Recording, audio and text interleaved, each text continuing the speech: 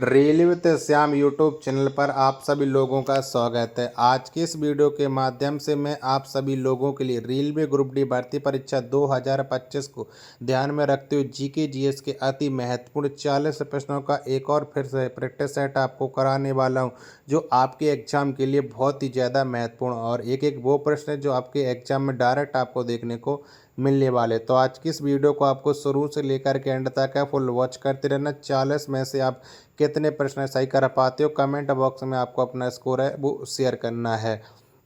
तो चलिएगा फिर शुरू करते हैं आज का अपना ये रेलवे ग्रुप डी स्पेशल भर्ती प्रैक्टिस सेट है। तो पहला प्रश्न आ जाता है, कैंसर के उपचार के लिए प्रयुक्त रेडियो आइसोटोप कौन सा है? तो बताओ कौन सा है। तो कैंसर के उपचार के लिए जो प्रयुक्त रेडियो आइसोटोप होता है इसका नाम होता है कोबाल्ट 60। पहले प्रश्न का ए ऑप्शन देने वालों का राइट आंसर हो जाएगा। प्रश्न संख्या 2 है कि लक्षद्वीप की राजधानी कहाँ है? तो बताओ इनमें से कहाँ पर है लक्षद्वीप की राजधानी। दूसरे नंबर प्रश्न का राइट आंसर क्या हो जाएगा? तो कावारत्ती हो जाती है लक्षद्वीप की राजधानी। 2 का सी ऑप्शन देने वालों का करेक्ट आंसर हो जाएगा। नेक्स्ट प्रश्न है प्रश्न संख्या 3 है आपके सामने कि नाटो का मुख्यालय कहाँ है? तो बताओ कहाँ पर पड़ता है। तो नाटो का जो मुख्यालय है ये ब्रुसेल्स में स्थित हो जाता है। 3 का डी ऑप्शन देने वालों का करेक्ट आंसर हो जाएगा। प्रश्न संख्या 4 आ जाता है कि एशिया विकास बैंक का मुख्यालय कहाँ है? तो बताओ कहाँ पर है। तो एशिया विकास बैंक का मुख्यालय ये मनीला फिलीपींस में हो जाता है। 4 का ए ऑप्शन देने वालों का करेक्ट आंसर हो जाएगा। 5वें नंबर का प्रश्न कि मानव हृदय में कितने वाल्व होते हैं? तो बताओ कितने वाल्व होते हैं। तो मानव हृदय में जो वाल्वों की संख्या है वो हो जाती है 4। 5 का डी ऑप्शन देने वालों का करेक्ट आंसर हो जाएगा। प्रश्न संख्या 6 आपके सामने गौतम बुद्ध द्वारा ज्ञान प्राप्ति की घटना क्या कहलाती है? तो बताओ क्या कहलाती है। तो गौतम बुद्ध द्वारा ज्ञान प्राप्ति की जो घटना ये संबोधि कहलाती है। 6 का बी ऑप्शन देने वालों का राइट आंसर हो जाएगा। वीडियो पसंद आ रही होगी तो प्लीज़ वीडियो को लाइक और चैनल को आप लोग सब्सक्राइब करना बिल्कुल ना भूलें। 7वें नंबर का प्रश्न है कि मानव शरीर में कुल कितनी हड्डियां पाई जाती हैं? तो मानव शरीर में जो हड्डियां पाई जाती हैं वो 206 हड्डियां पाई जाती हैं। 7 का बी ऑप्शन देने वालों का राइट आंसर हो जाएगा। 8 नंबर का प्रश्न कि पल्लवों की राजधानी कहाँ थी? तो बताओ कहाँ पर थी। तो पल्लवों की जो राजधानी वो कांचीपुरम थी। 8 का ए ऑप्शन देने वालों का राइट आंसर हो जाएगा। 9 नंबर का प्रश्न है, नागरहोल राष्ट्रीय उद्यान किस राज्य में स्थित है? तो बताओ कौन से राज्य में स्थित है। तो ये स्थित हो जाता है कर्नाटक राज्य में। 9 का सी ऑप्शन देने वालों का राइट आंसर हो जाएगा। 10वें नंबर का प्रश्न, गुप्त संवत की स्थापना किसने की थी? तो बताओ किसके द्वारा ये की गई थी। तो गुप्त संवत की जो स्थापना ये चंद्रगुप्त प्रथम के द्वारा की गई थी। 10 का बी ऑप्शन देने वालों का राइट आंसर हो जाएगा। 11 नंबर का प्रश्न है कि निम्नलिखित में से कौन सा विटामिन जल में घुलनशील है? तो बताओ इनमें से कौन सा विटामिन है। तो इनमें से जल में घुलनशील जो विटामिन हो जाता है वो विटामिन बी हो जाता है। 11 का ए ऑप्शन देने वालों का राइट आंसर हो जाएगा। प्रश्न संख्या 12 है आपके सामने कि यूरोप का अखाड़ा किस देश को कहा जाता है? तो बताओ इनमें से कौन से देश को कहते हैं यूरोप का अखाड़ा। तो बेल्जियम को कहा जाता है यूरोप का अखाड़ा। 12 का ए ऑप्शन देने वालों का राइट आंसर हो जाएगा। 13 नंबर का प्रश्न कि लॉर्ड हार्डिंग दो ने बंगाल विभाजन किस वर्ष निरस्त कर दिया? तो बताओ कब निरस्त हो गया था बंगाल विभाजन। 13 नंबर प्रश्न का राइट आंसर क्या हो जाएगा। तो बंगाल विभाजन है ये 1911 में निरस्त कर दिया गया था। 13 का डी ऑप्शन देने वालों का राइट आंसर हो जाएगा। प्रश्न संख्या 14 आपके सामने कोझिकोड का प्राचीन नाम क्या है? तो बताओ इनमें से कौन सा है।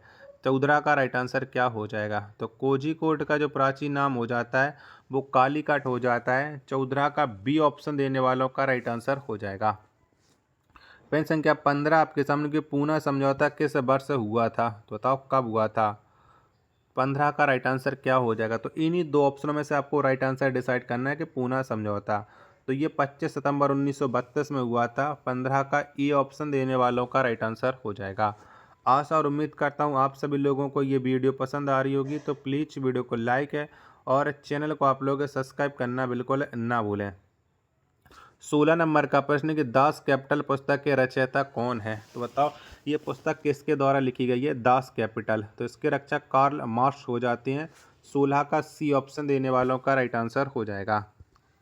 17 नंबर का प्रश्न, कांग्रेस का प्रथम विभाजन किस अधिवेशन में हुआ था? तो बताओ कौन से अधिवेशन में हुआ था?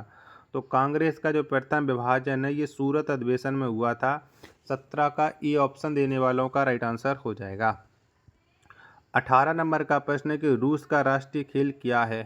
तो बताओ इनमें से कौन सा हो जाएगा रूस का राष्ट्रीय खेल? तो ये हो जाता है शतरंज। 18 का सी ऑप्शन देने वालों का राइट आंसर हो जाएगा।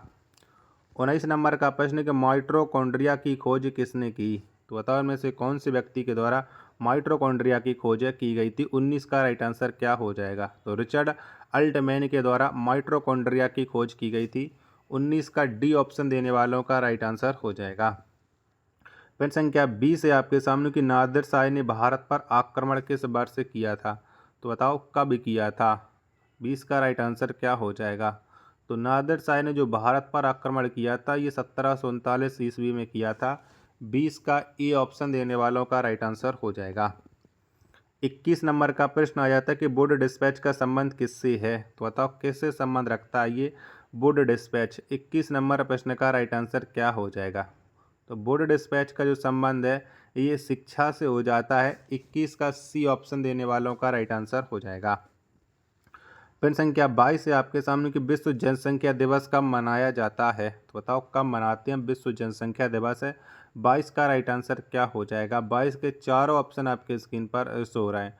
तो विश्व जनसंख्या दिवस है ये प्रत्येक वर्ष 11 जुलाई को मनाया जाता है। 22 का बी ऑप्शन देने वालों का राइट आंसर हो जाएगा। प्रश्न संख्या 23 है आपके सामने कि वुड डिस्पैच को किसने लागू किया? तो बताओ इनमें से किसके द्वारा ये वुड डिस्पैच लागू हुआ था? 23 का राइट आंसर क्या हो जाएगा? तो लॉर्ड डलहौजी के द्वारा वुड डिस्पैच को लागू किया गया था। 23 का ए ऑप्शन देने वालों का राइट आंसर हो जाएगा।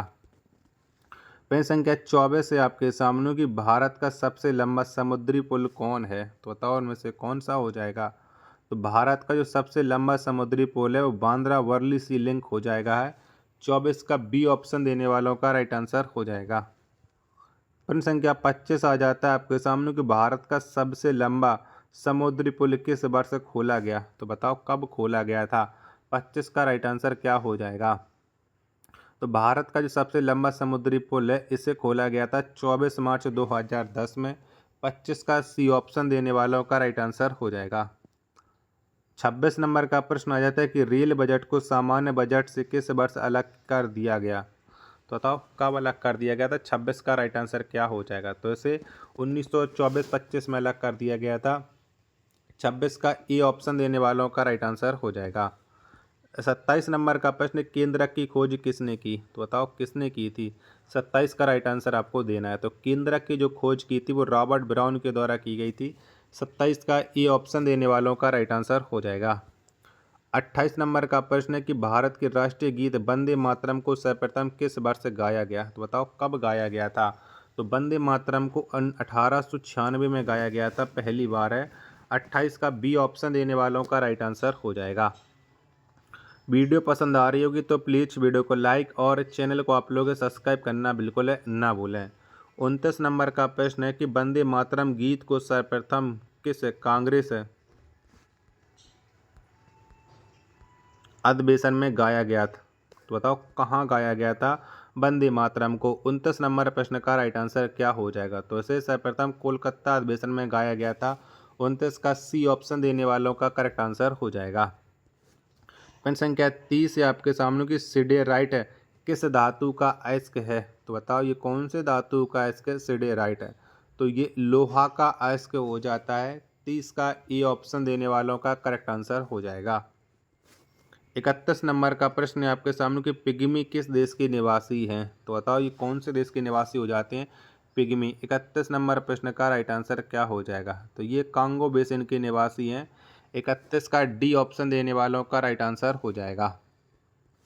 32 नंबर का प्रश्न है आपके सामने कि पैपुआ जनजाति का निवास क्षेत्र कहाँ है? तो बताओ कहाँ पर है? 32 का आंसर आपको देना है। तो पैपुआ जनजाति का जो निवास स्थान है वो न्यू गिनी है। 32 का बी ऑप्शन देने वालों का राइट आंसर हो जाएगा। प्रश्न संख्या 33 आ जाता है आपके सामने कि ताप एवं विद्युत का सुचालक अधातु क्या है। तो बताओ इनमें से कौन सा है।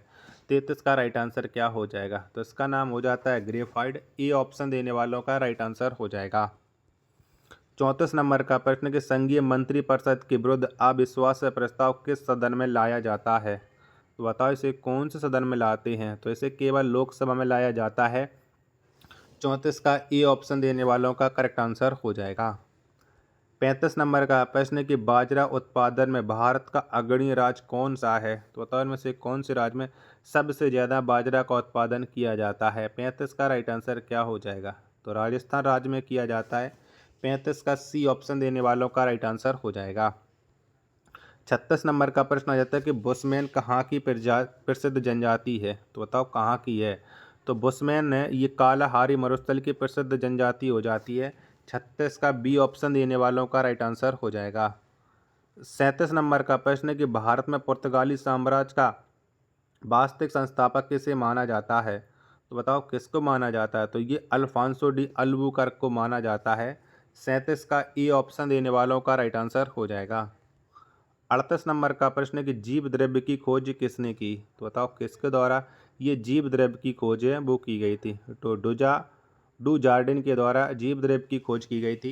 38 का ए ऑप्शन देने वालों का राइट आंसर हो जाएगा। 39 नंबर का प्रश्न है कि भारत छोड़ो आंदोलन के समय कांग्रेस के अध्यक्ष कौन थे। तो बताओ कौन थे। तो भारत छोड़ो आंदोलन के समय जो कांग्रेस के अध्यक्ष थे उनका नाम था मौलाना अबुल कलाम आज़ाद। 39 का डी ऑप्शन देने वालों का राइट आंसर हो जाएगा। और अंतिम प्रश्न आ जाता है प्रश्न संख्या 40 है कि चुकची कहाँ की प्रमुख जनजाति है। तो बताओ ये कहाँ की है। तो चुकची जो प्रमुख जनजाति है ये उत्तर पूर्वी एशिया की हो जाती है। 40 का सी ऑप्शन देने वालों का राइट आंसर हो जाएगा। आशा और उम्मीद करता हूँ आप सभी लोगों को ये वीडियो पसंद आई होगी। तो प्लीज़ वीडियो को लाइक और चैनल को आप लोग सब्सक्राइब करना बिल्कुल ना भूलें। मिलते हैं और next video next practice set के साथ। तब तक के लिए धन्यवाद। जय हिंद, वंदे मातरम।